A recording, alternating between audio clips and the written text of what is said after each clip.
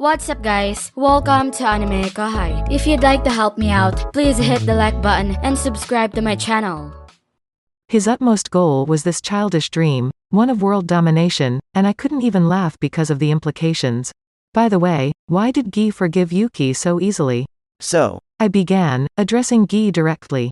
what are you planning, since you let Yuki go like that? It would pay off big time if I got an answer, that was why I had inquired. Well, it was all for a game. Ghee replied nonchalantly. The word, game, didn't make much sense to me, yet Ghee seemed to ignore my confusion and continued on with his story.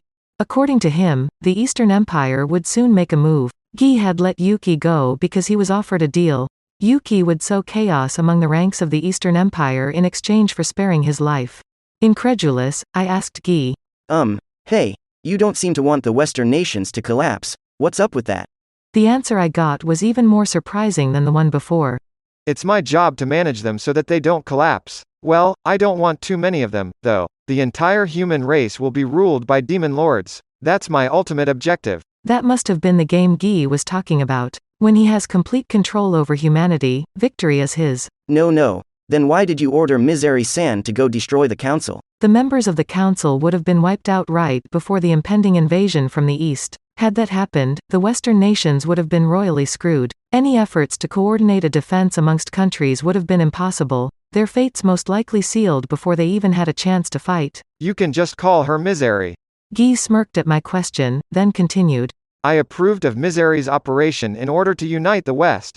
What does that even mean? Answer. It is likely that the plan was to bolster Master's control in the West by instilling fear in Council member states. So in other words, what he implied was something like this. The council members are wiped out by a demon lord, and the humans fall into panic. Then, if I were to reach out to them, the humans wouldn't hesitate to seek my protection. To that end, a little sacrifice was trivial. Answer. That is likely correct. I see. They had purposefully concocted an extreme plot, which could easily paint me in a good light. Though I felt that Ghee's aim and Misery's intentions didn't quite align, they were trying to work things in my favor. No, that's not it. I guess they thought they could use me to manage the Western nations. But I was one step ahead of Ghee, and already had my hands on the West. While I didn't really think that far ahead, the council was completely within Testarosa's unrelenting grasp. Ghee's goal wasn't to destroy humanity, but rather the exact opposite. He wanted to properly manage the human race so they wouldn't perish due to their own stupidity. Thus, if I were to take on that role, it would be a boon to him. Nevertheless, this failure marked a positive development for him.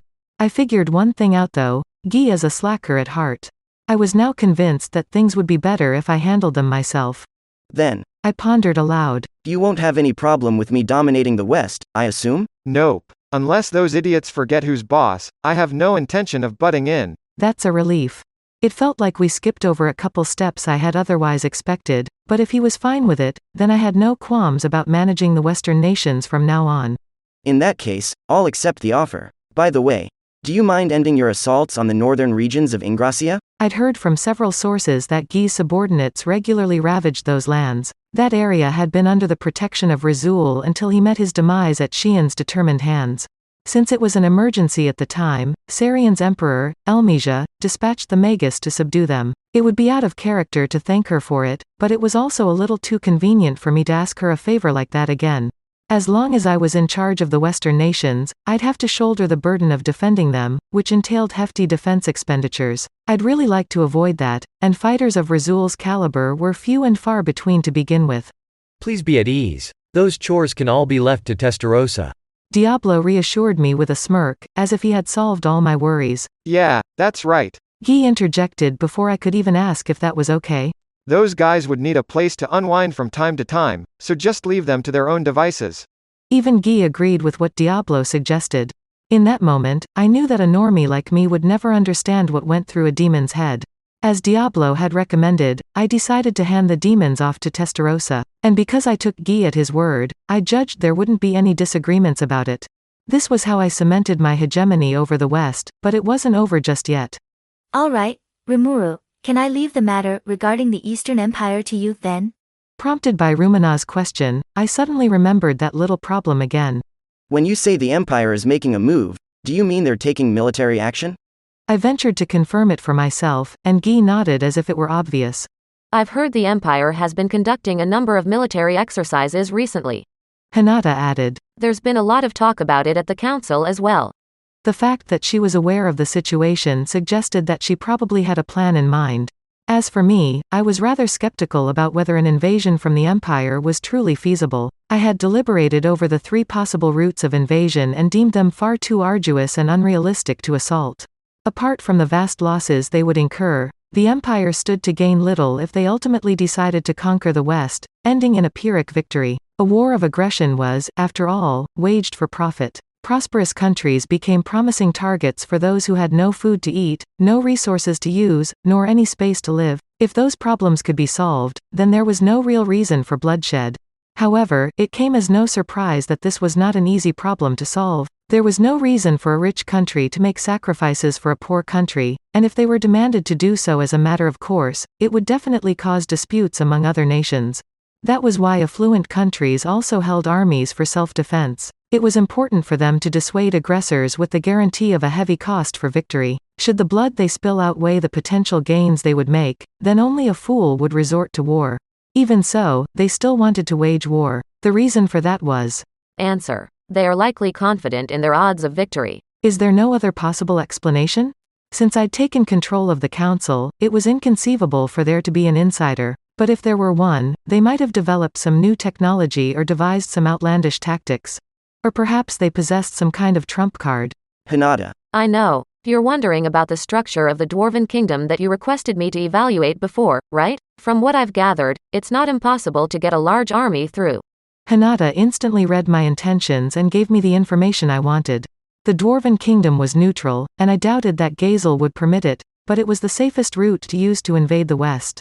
No, perhaps. I wasn't sure it would happen, so I had dismissed the thought. But there really is a chance that they'll attack the Dwarven Kingdom first, huh? Don't try to hide it. I know your request for me to investigate that route was based on that very suspicion. Huh, Hinata's complimenting me? It was just something that popped into my mind, but whatever. Was I exposed? Well, since that's a possibility, we need to deal with it first. I should contact Gazel and conjure up a plan together. The fact that we had delegated military authority of the Council to Tempest was already becoming more trouble than it was worth. Nonetheless, it was now our inescapable responsibility to bear the brunt of the Empire. If you weren't here, Granbel and Ruminez would have had to fight the Empire. Ghee informed me, his voice indifferent like it wasn't his problem. The Empire's military power was unknown. The Rosso family's combined strength, the Holy Knight Order, and Rubirius's forces, led by Hinata, would have been the ones entrusted to counter the Empire's advance. Ghee didn't seem too concerned with which side would win, but even then, he had accepted Yuki's offer. He must have had his own reasons for that. The key thing to find out was what he meant by the word game, but I didn't think he would give me a satisfactory answer even if I asked. I'll help as well, but I won't be under your command, okay? There was no reason for Hinata to be on the front line, so she had a pretty good point. I still don't understand why they want to initiate war, but we won't be sitting on our hands, that's for sure. Hinata, I want you to be ready in case the Empire invades in a very unconventional way. Understood. We'll take care of the agent who disguised himself as a merchant, too. Hinata reassured me with a somewhat strained smile. That was a relief. There was nothing more for me to add. Rimuru. If you are defeated, then I will have to fight. Work hard and make sure that does not happen. Ruminez commanded, as if my failure would be a major annoyance. Ruminez couldn't afford to worry about a war right now. She had to assess the human casualties surrounding the collapsed Grand Cathedral, as well as its reconstruction efforts, back in her own nation. Honestly, I was grateful to have gotten Hinata's cooperation, given everything that was going on. What worries me is if we can even cooperate with Yuki. The potential prospect of working together made me feel quite emotionally conflicted. The Farmus Kingdom had been led around by the nose, and my companions, including Xian, were harmed, all because of Yuki. He was the one who controlled Clayman, and if we went further back, was also involved with the Orc Lord, the incident caused by the previous Geld. Even if you were told to let bygones be bygones, it was difficult to readily accept that sentiment. Rimuru-sama, are you worried because of us by any chance? Xian could sometimes be unusually sharp. I hadn't even breathed a word about that, yet she spoke as if she had already seen my inner turmoil. I guess you could say that. With everything that we've endured, it's hard to just suddenly trust him. Or rather, having faith in him was out of the question. And when it came to war, there was nothing more dangerous than an untrustworthy ally.